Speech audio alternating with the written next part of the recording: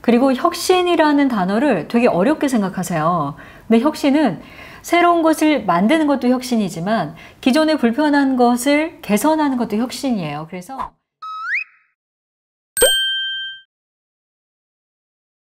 반갑습니다. MN컨설팅 연구소 김상미 대표입니다. 2021년 생활혁신형 창업지원제도가 3월 4일부터 9월 30일까지 기간이 공고가 나왔고요. 그리고 여기에 대한 신청자는 예년과 약간 달라진 게 있어요. 뭐냐면 예전에는 혁신적인 아이템이 있는, 생활 속에 혁신적 아이템이 있는 예비 창업자에 한해서만 사실은 신청할 수 있었어요. 근데 지금은 창업을 해본 경험이 있거나 폐업을 했다가 다시 재도전을 하시는 분들, 그리고 업종을 전환하시는 분들까지도 이번에는 신청이 가능합니다. 작년과 크게 달라진 세 가지가 있는데요. 첫 번째는 이겁니다. 과밀 업종, 다시 말해 음식점이나 카페나 기타 도소매 중에 상당히 많이 밀집되어 있는 업종을 저희가 과밀 업종이라고 해요. 근데 이 과밀 업종은 작년까지 지원을 하지 않았습니다. 근데 올해 같은 경우에는 이런 과밀 업종 같은 경우도 세 가지 컨텐츠가 붙으면 지원을 하겠다고 이렇게 정책이 나왔어요. 세 가지 중에 첫 번째는 뭐냐면 구독이에요. 정기적으로 배송하는 서비스죠. 두 번째는 공유 경제예요. 그리고 세 번째 같은 경우에는 IT의 결합입니다.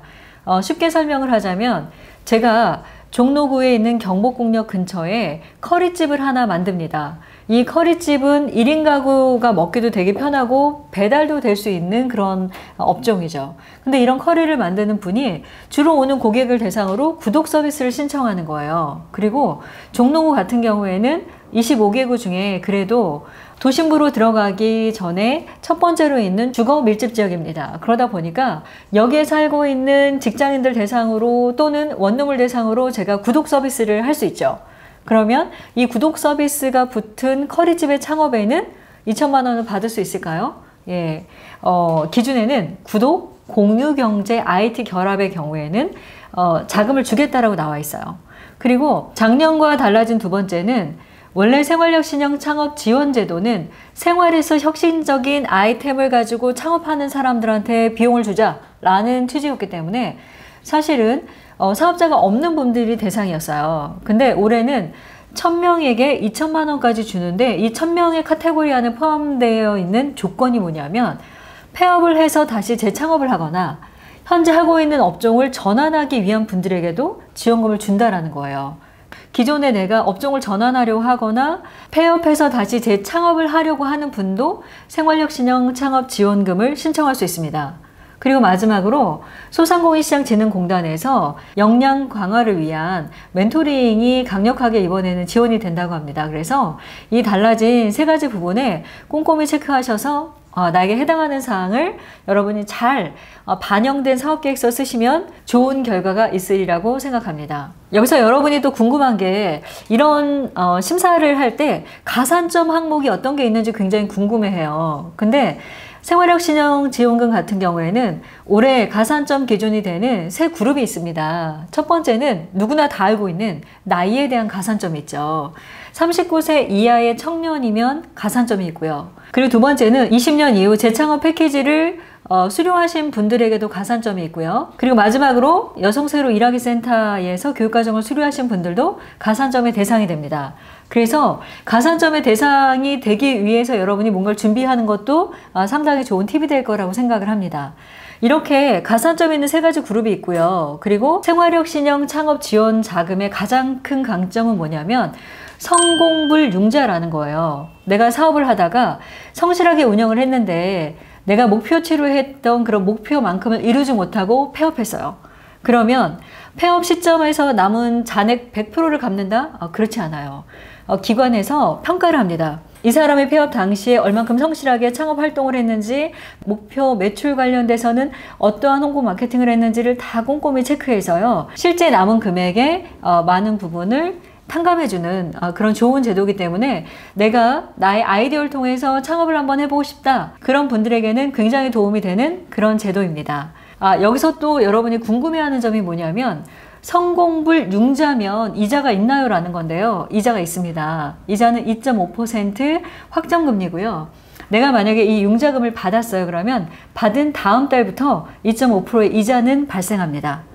그리고 마지막으로 사업계획서를 어떻게 써야 될까요? 라는 거를 많이 물으세요. 근데 사업계획서 작성에 있어서 가장 중요한 부분은 뭐냐면 코로나 이후에 달라진 이 소비 트렌드라든가 현재 가장 소비자들이 원하는 니즈에 부합한 내용을 사실은 사업 아이템으로 잡는 게 가장 중요합니다. 그러다 보니까 실제로 예창패, 초창패, 청사관 같은 경우도 이런 사업 계획서들이 대부분 다 선택이 돼요.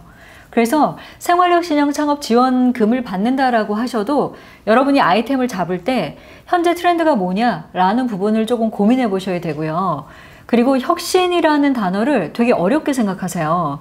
근데 혁신은 새로운 것을 만드는 것도 혁신이지만 기존의 불편한 것을 개선하는 것도 혁신이에요. 그래서 아까 말씀드린 제가 그 커리집, 종로 안에 내가 한 10평 이하의 커리집을 할 건데 기존에는 오는 손님을 받아서 실제로 그 커리를 팔았어요.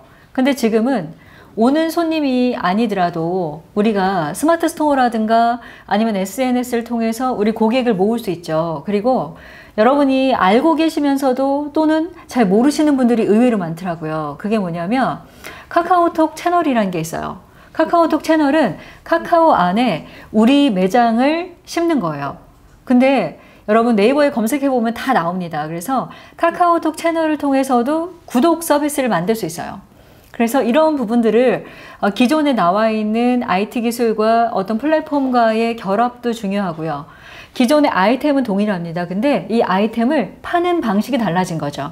이런 부분을 조금 더 공부하신다라고 하면 훨씬 더 합격률을 높일 수 있을 거라고 생각이 되고요. 마지막으로 생활력신형 창업 지원금도요. 자가진단 테스트지가 있어요. 근데 자가진단 테스트지에 한 개라도 아니오가 나오면 탈락입니다. 그래서 우선 신청하기 전에 생활력신형 창업 지원 제도의 자가진단 테스트에 들어가서 진단해 보셔야 돼요. 내가 과연 이 지원금을 받을 수 있는지 없는지 그 부분 꼭 테스트 한번 해보시고요. 내용은 다 정리가 된 것 같습니다. 간단하게 요약하자면 기간은 3월 4일부터 9월 30일까지고요. 대상은 1000명에게 2천만 원씩 성공물 융자로 빌려주는 겁니다. 이자는 2.5%가 되고요. 작년과 달라진 세 가지는 과밀 업종에 대해서도 구독, 그리고 공유 경제, ICT 융합을 활용한 제안이다라면은 이번에는 지원금을 주겠다라는 거였고요. 두 번째는 예비 창업자가 아니라 제도약, 재창업을 위한 분들 또는 현재 업종 전환하는 분들도 신청할 수 있다. 마지막에는 소상공인시장진흥공단에서 강력한 이번엔 멘토링이 진행된다라는 게 있었고요.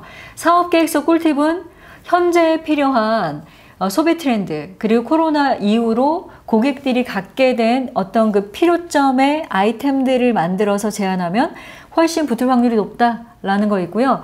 마지막에는 내가 생활력신형 창업 지원금을 받을 수 있는지 자가진단은 꼭 해보고 시작하자 정도의 내용이었습니다. 2021년 생활력신형 창업 지원 제도에 대해서 오늘은 간단하게 리뷰를 좀 해드렸고요.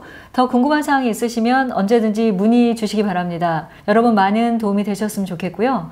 지금까지 MN컨설팅 연구소 김상미 대표였습니다. 감사합니다.